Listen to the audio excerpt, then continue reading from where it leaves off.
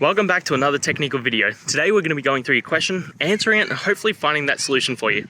Now, remember to stay just a little bit crazy like me, and hopefully you get to that resolution. Now let's continue on.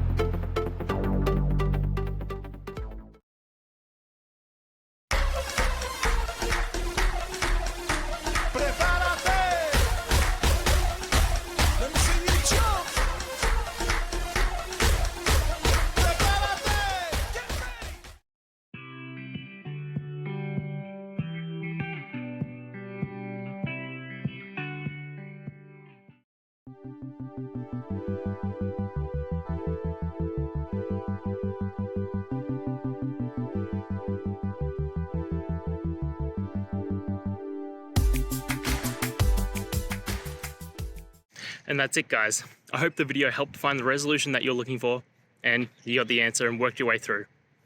If you did, please hit subscribe. I'd really appreciate it. And until the next time you need technical help, I hope you have a good one.